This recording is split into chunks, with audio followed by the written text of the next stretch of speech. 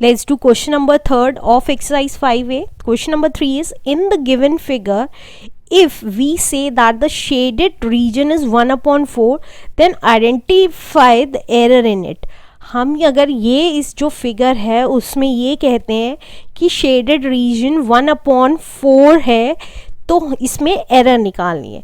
हमेशा ध्यान रखिएगा कि जो शेडेड पोर्शन होता है वो इक्वली शेडेड होता है सारों का.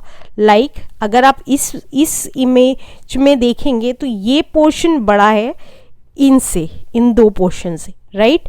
अगर वो कहता कि 1/2 शेडेड है तो हम ये कहते कि ये वाला शेडेड है इन दोनों में से, लेकिन अब वो 1/4 कह रहा है तो मतलब ये जितना बड़ा शेड पार्ट है उतना ही ये अनशेडेड पार्ट बड़ा होना चाहिए. तो यही एरर है कि हमारा जो इक्वल पार्ट्स होने चाहिए, अलग अलग अनइक्वल पार्ट्स नहीं होने चाहिए. तो हमारी एरर क्या है? In the above figure the rectangle is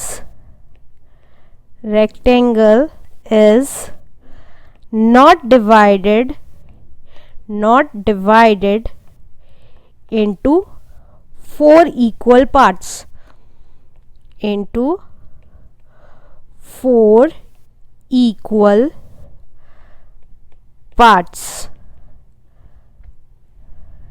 So the shaded portion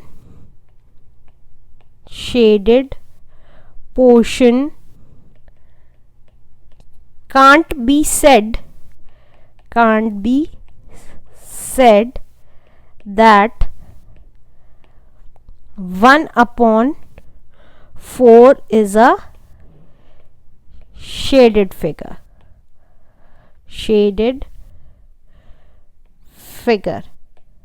ये नहीं कहा जा सकता कि 1/4 शेडेड फिगर है. Answer. Let's do question number 4 of exercise 5a, that is fraction. Question number 4 is, write a fraction for each of the following. हमें fraction में लिखना है इन सारी नंबर्स को. तो कैसे लिखेंगे? 3/4 मतलब जो इधर है 3 वो न्यूमरेटर में आएगा और जो फोर्थ्स है वो डिनोमिनेटर में आएगा. तो इसको हम यहीं की यहीं लिख लेते हैं. क्या लिख सकते हैं हम इसको?